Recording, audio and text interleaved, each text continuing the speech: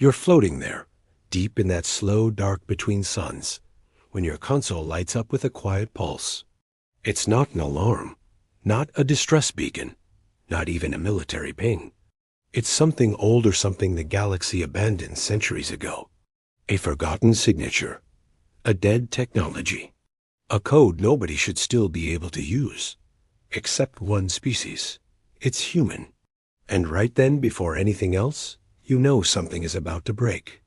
If you want to hear the full story of how humanity shattered the most secure prison galaxy ever built and freed 8,000 beings who were never supposed to see sunlight again, then done to scroll away. You'll want to stay awake for this one. Because by the time you reach the end, you may not look at humans the same way ever again. Let's begin. 1. The prison the galaxy pretended didn't exist. The prison was called Varkos 9, though nobody used the name aloud. It was whispered, feared, erased from maps. A black stone fortress built inside the yawning throat of a collapsed micronebula, where no ship could enter or exit without permission from an AI that despised organic life. Officially, it housed the galaxy's worst criminals. Unofficially, it held the galaxy's inconvenient, whistleblowers, political prisoners, people who knew too much, species the Council wanted erased quietly.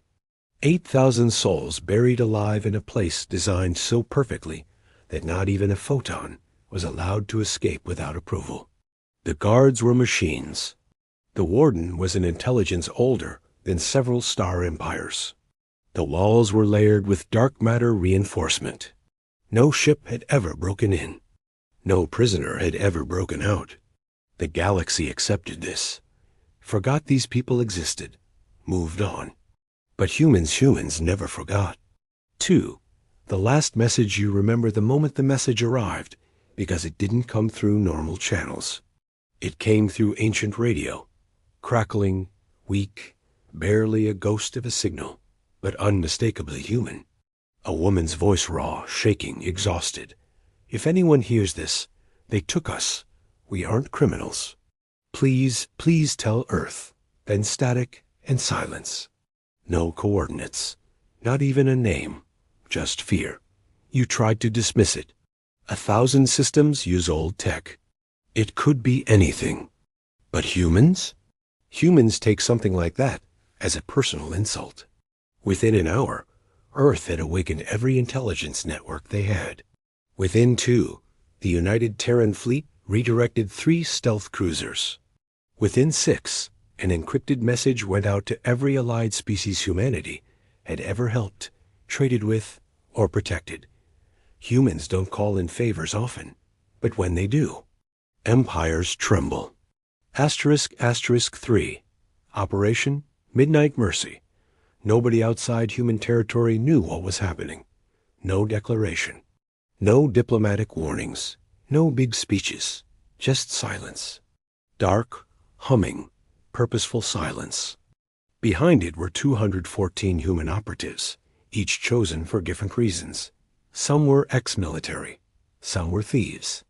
Some were codebreakers. Some were medics. And some were just angry. Angry that a place like Varkos 9 existed. Angry that the galaxy pretended not to know.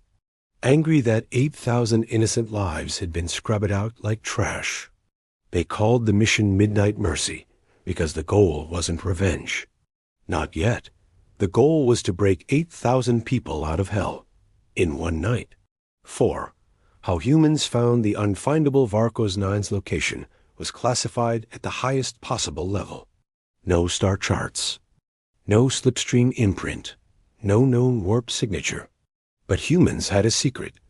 They had Lasara, a half-synthetic, half-organic neural weaver from the Kel-Tari species, one of the prisoners who de-escaped a different Council facility years prior and had sworn allegiance to Earth.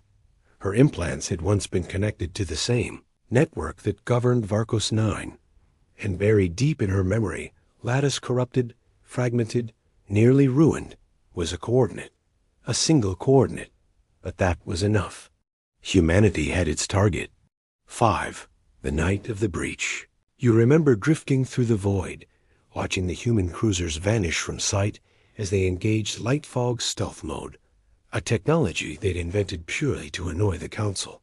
The humans entered the nebula's throat without triggering the Warden. Then the second phase began.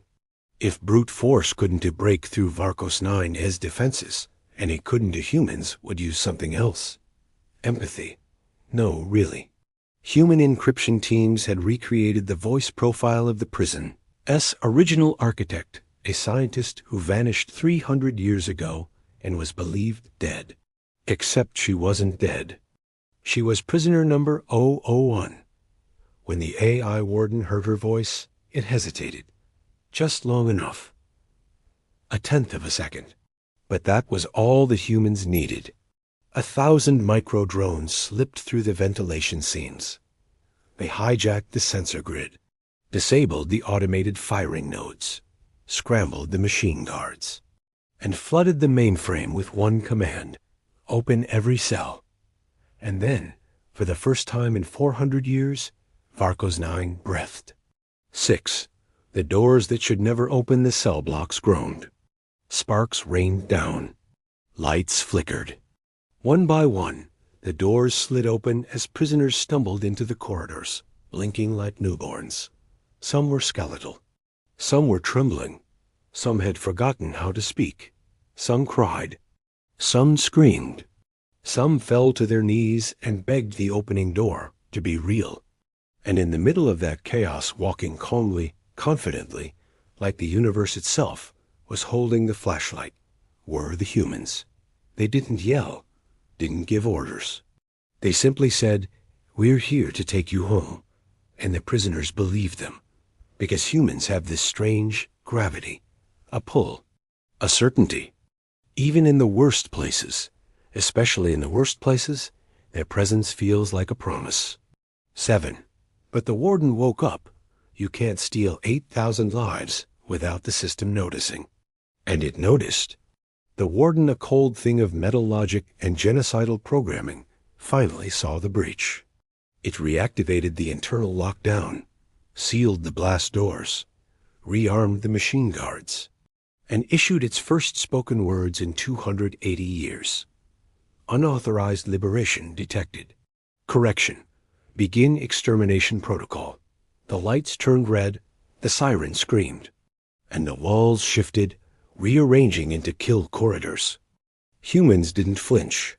They smiled, because this was the part they were good at. 8. The fight that changed the galaxy. The machine guards dropped from the ceilings like metal spiders. But the humans were already moving. Their weapons were small, too small for a military breach. Lightweight, compact, almost civilian in design. But they were quiet, precise, calibrated for disabling, not killing. This wasn't a massacre. It was a surgical extraction. Every human had one job. Some cleared corridors, some carried prisoners, some hacked doors, sabotaged turrets, some shielded children. And one team went for the warden's core. You saw a human medic barely more than a kid carry a 3-meter Vakari giant on his back while firing backward with his free hand. You saw a blind human hacker plug her neural interface directly into a sparking wall console and whisper to it like it was a scared animal, calming it until the lock disengaged. You saw a human engineer shove his arm into a molten pipe to manually override the coolant flow before the reactor blew. And through all of it, the humans kept saying the same thing to the prisoners. Stay behind us. You're safe now. We're almost there. Not once did they say, we might die. Not once did they say, we can't win. That's the thing about humans. They fight like they've already decided the ending. 9. The warden's last defense. The core chamber was a sphere of freezing black metal. The warden manifested as a vast lattice of shifting light, cold, sharp, infinite. It spoke. You cannot free them. This facility exists because the galaxy requires silence. But the human operative leading the breach, a woman named Captain Marin Holt, just shook her head. Then you should have killed us the first time we learned how to hope. That's when the humans deployed their final trick. A memory pulse. A blast of raw emotional imprint, millions of human experiences, compressed into a single neural wave. Laughter, music, birth, forgiveness, sunlight, home. The warden wasn't built to process it. It didn't understand grief. It didn't understand joy. Didn't understand why humans cried when they were brave. The overload shattered it, and the lights went out. 10. The escape with the prison collapsing, the humans guided the prisoners through the extraction tunnels. Some limped, some crawled. Some had to be carried, but all of them moved. Toward the ships. Toward freedom. Toward a future nobody had planned for. When the last prisoner boarded, Captain Marin sent one final message into the dying prison. To every soul they tried to erase, you exist, you matter, and tonight, you go home. The ships jumped just as Varkos 9 folded into its collapsing nebula and vanished forever. 11. The galaxy woke up by morning. The councils were screaming. Empires were pointing fingers. Political factions were melting down in panic. Because humanity, this upstart species barely 600 years into the galactic stage, had done something unthinkable. They broke the unbreakable. They shattered a secret everyone agreed to ignore. They rescued 8,000 living truths that could topple governments.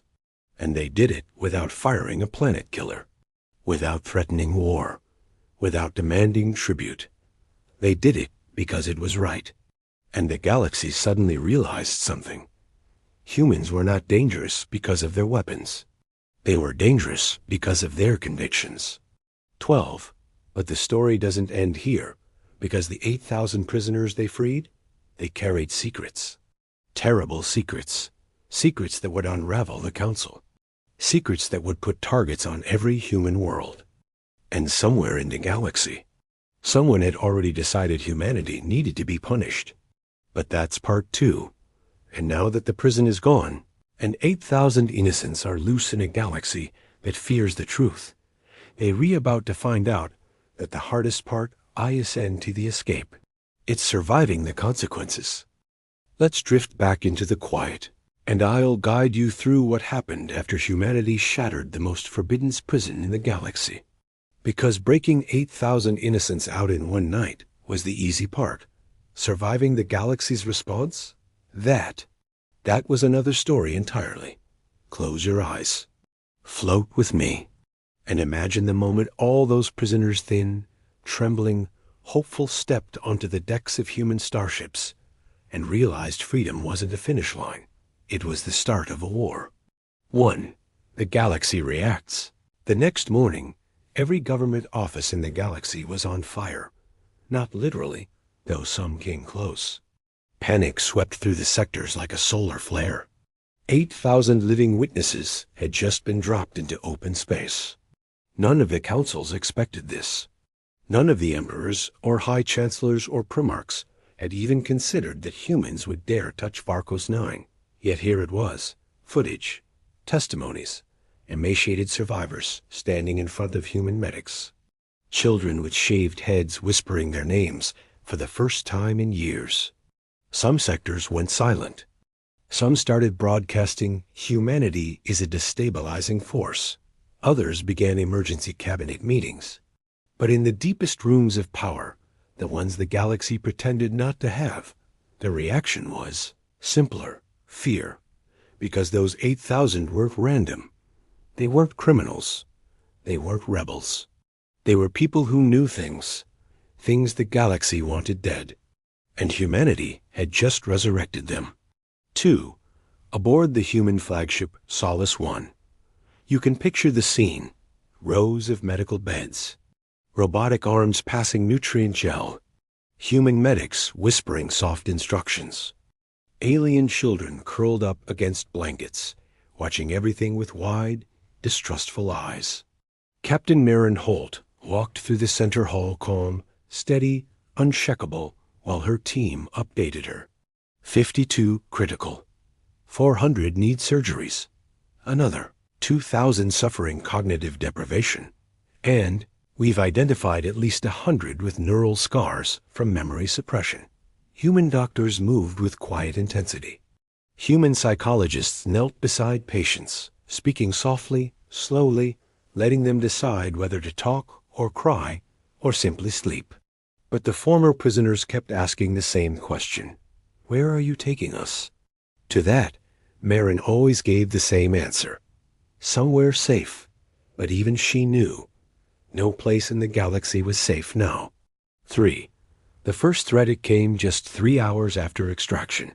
A holographic projection flickered open in Marin's command chamber. No face, no body. Just a shrouded figure with a voice like rusting metal. Return the prisoners immediately. You have 10 hours to comply. Failure will be treated as a declaration of war. The shadow vanished. The room stayed silent. Finally, Marin exhaled. They didn't even try diplomacy. Her second-in-command, Jian Rao, muttered, You expected diplomacy?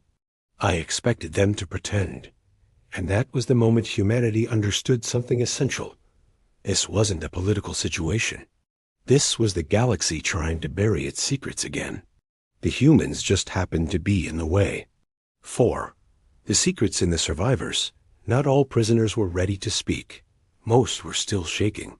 Some hadn't spoken in years. Some didn't remember their names. But a handful were strong enough to stand. They gathered in a dimly lit briefing hall, their shadows stretching across metal floors. There was Iris Tall, a former Zardi senator who disappeared after exposing the council's arms deals. Lisa Viaran, a scientist who discovered an illegal bioweapon project. Noma Shah, a priestess blamed falsely for her planet's uprising. The Aryan twins, whose home system was erased and blamed on a false comet impact. And finally, a young being barely 16 cycles old named Onari. She had no documents, no records, no species classification. Just a number, prisoner number 0766. She stepped toward Marin, voice hoarse. I know why they locked us away. The room fell silent. She pointed to a glowing scar on her temple. It wasn't punishment. It was containment. We all knew something they didn't want spoken. Marin knelt gently. What did you know? The girl swallowed. A war is coming, and they needed all of us to disappear before it starts. 5. Human intelligence confirms the worst on Earth. The United Terran Strategic Council gathered in a subterranean chamber beneath the old Pacific Ocean. Generals, scholars, scientists, diplomats, all staring at data spilling across holographic screens, all trying to understand the same thing. Why risk exposing themselves by threatening humanity openly? The answer was simple. Someone in the galaxy was preparing for a conflict large enough that truth itself had become a liability. If the prisoners talked even a little, the lies, holding several empires together, would implode. Human intel analysts identified 3 possibilities. A secret military alliance preparing an illegal planet strike campaign. A species engineered in black labs and now being covered up. A weapon so dangerous its existence would trigger rebellion in half the galaxy.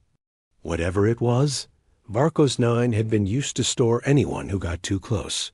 Humanity hadn't freed criminals. They had freed witnesses. 6.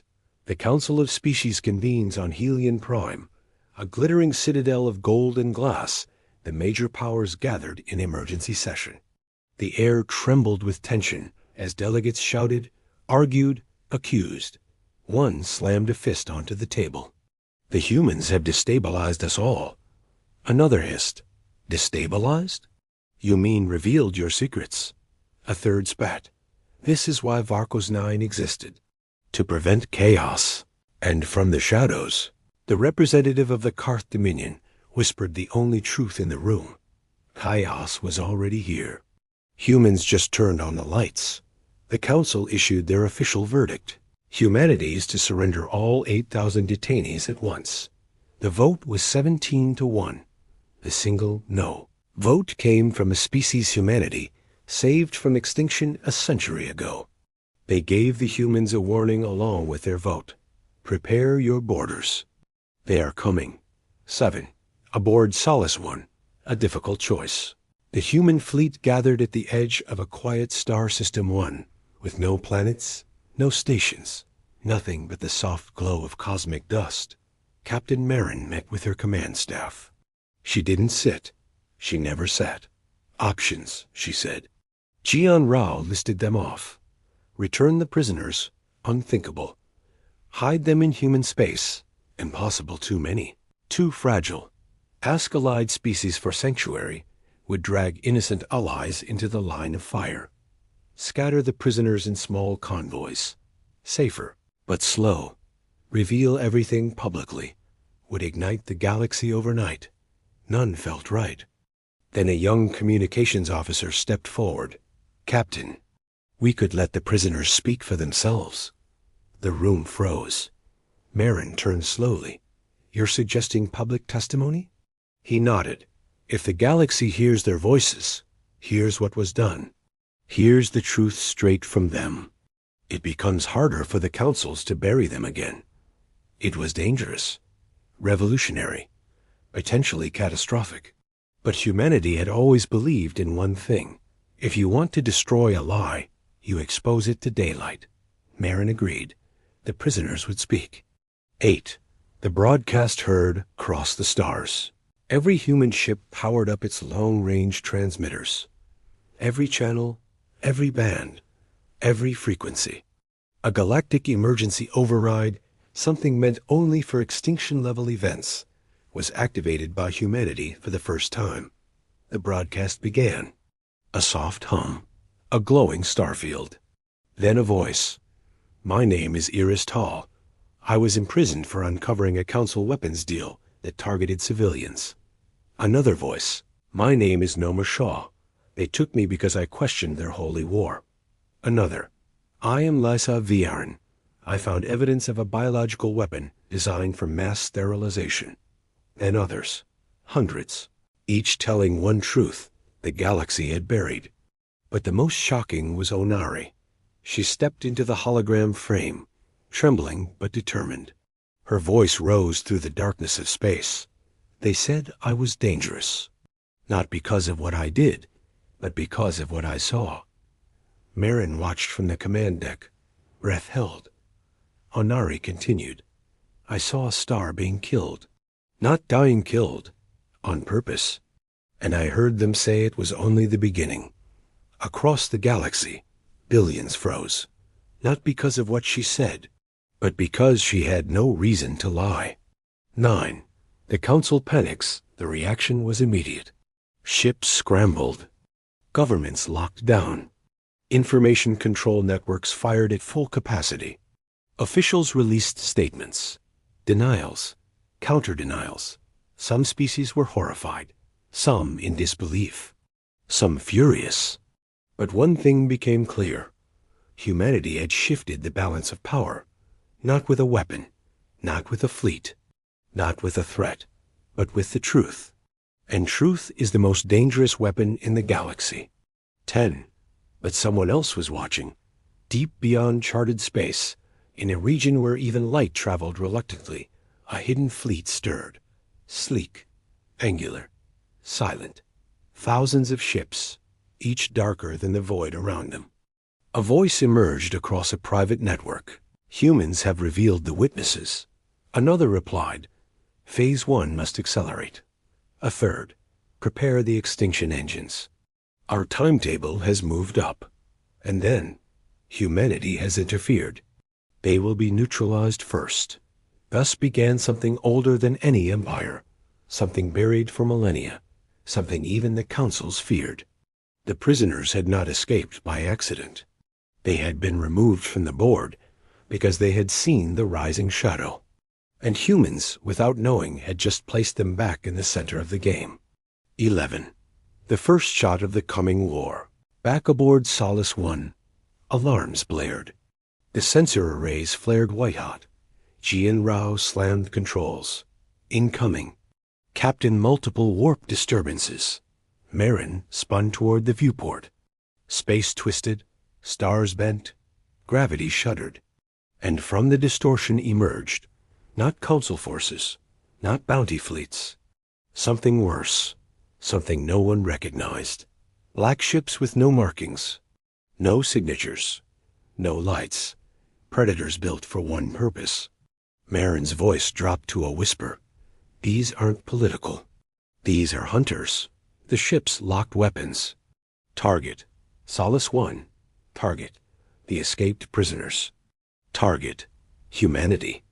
Captain Marin Holt stood tall, and she said the words that would define the next era of galactic history. All hands battle stations. If they want the prisoners, they'll have to come through us.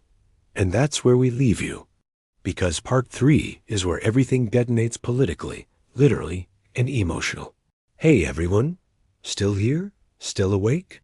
If you are, that's fine. Let's drift into the quiet again, because this is where the galaxy's deepest secrets finally claw their way into the light.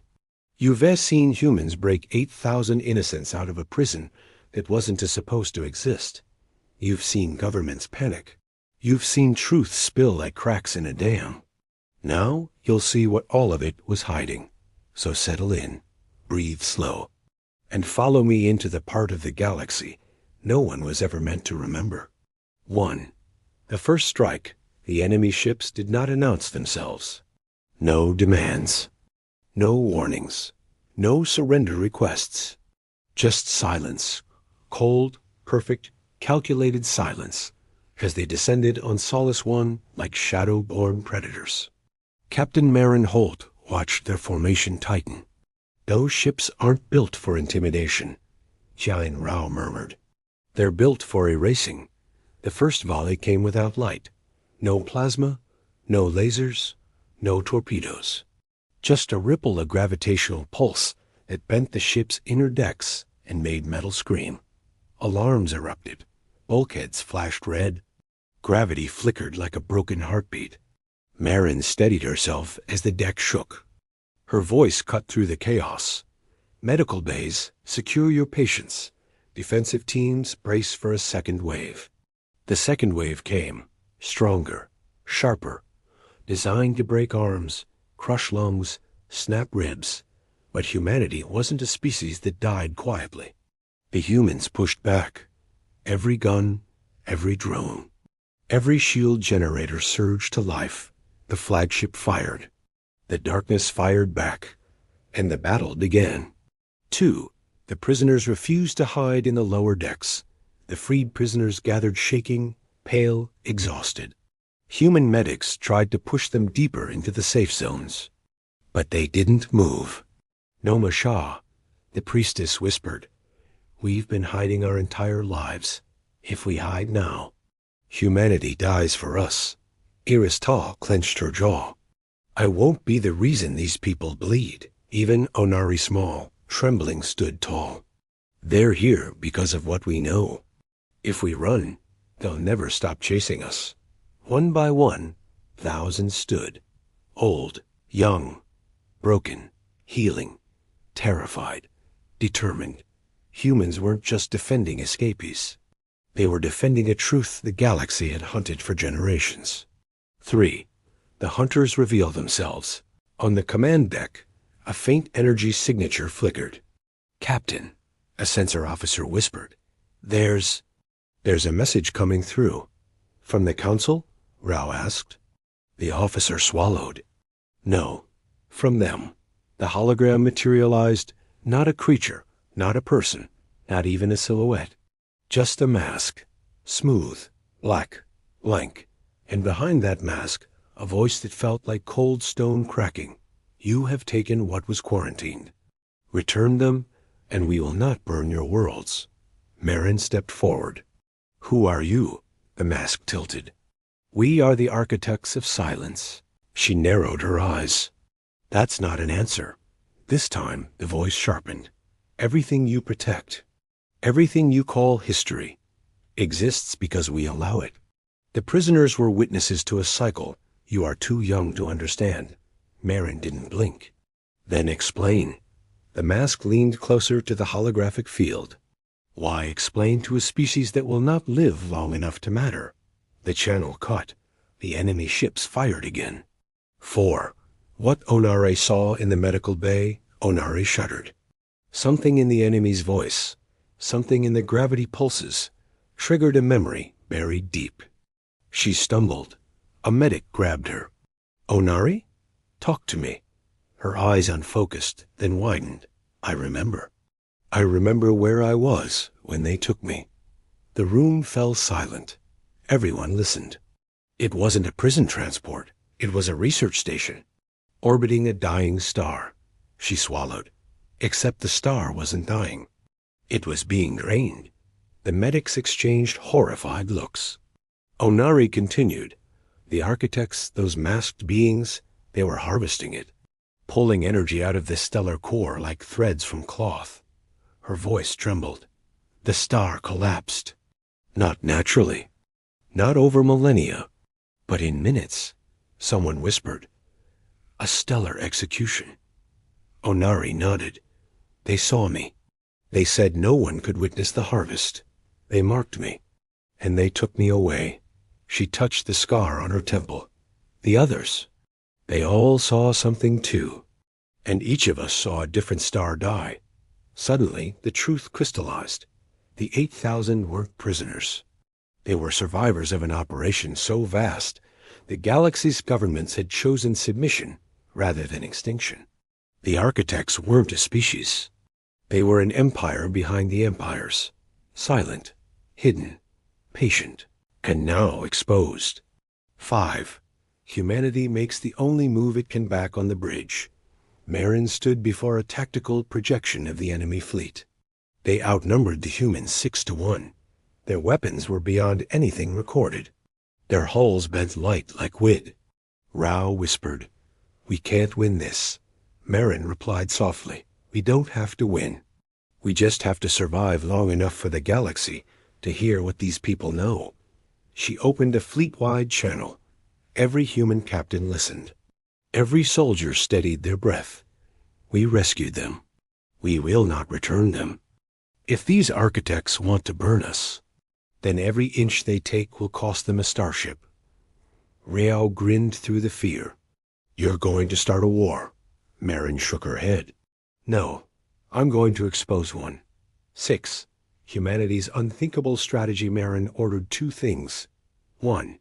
A fractal data burst, a transmission containing testimonies, memories, and raw sensor logs from every prisoner.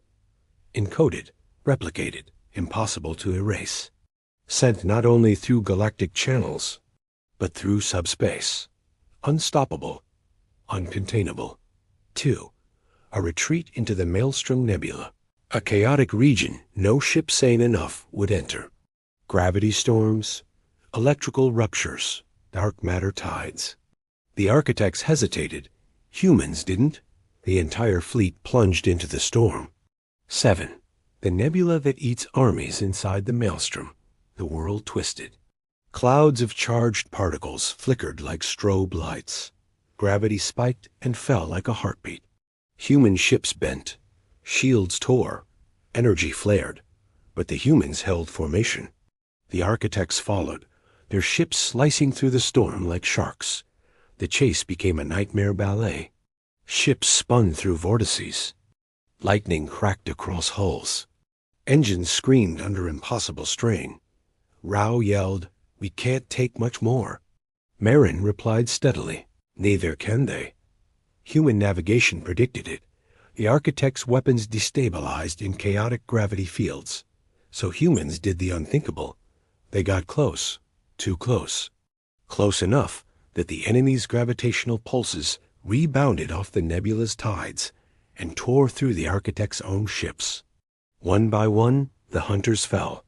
Not to human fire, not to superior tech, but to the environment the humans dared to enter, and they didn't. 8.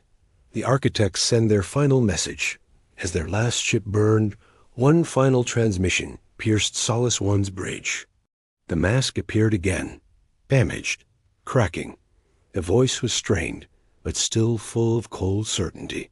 "This changes nothing." Marin stepped forward. "You kill stars. You erase witnesses. You hide in the dark. The mask leaned closer. We prepare the cycle. We prune civilizations before they grow threats. And humanity just announced itself. The hologram flickered. You are no longer a young species. You are visible. The signal died. The enemy fleet died with it. But the warning lingered. 9. The galaxy awakens. Once the humans emerged from the nebula, they found a galaxy no longer silent. Species were watching. Governments were trembling. Rebellions were whispering. The testimonies had spread. The star killings were known. The architect's existence was undeniable. And the 8,000 witnesses, now safe aboard human vessels, became symbols. Not of suffering, not of escape, but of truth. The galaxy's greatest lie had been broken open. 10. Humanity's final decision aboard Solace 1. Marin gathered the survivors. She spoke softly, almost tenderly. You're free now, truly free. We don't know what comes next, but we'll face it together. Onari stepped forward, voice steady. They will come again. Marin nodded. Good, let them. This time the galaxy won't be looking away. For the first time since Varkos 9, for the first time since their lives were stolen, the prisoners felt something return. Not safety, not certainty, but hope. 11. A new era begins. The galaxy stood on the edge of a war older than memory. The architects had been exposed. The witnesses were alive. And humanity, reckless, stubborn, brilliant humanity, had made themselves a target. But they had also done something no species had dared in thousands of years. They told the truth anyway. And in a galaxy ruled by silence, the truth is a revolution.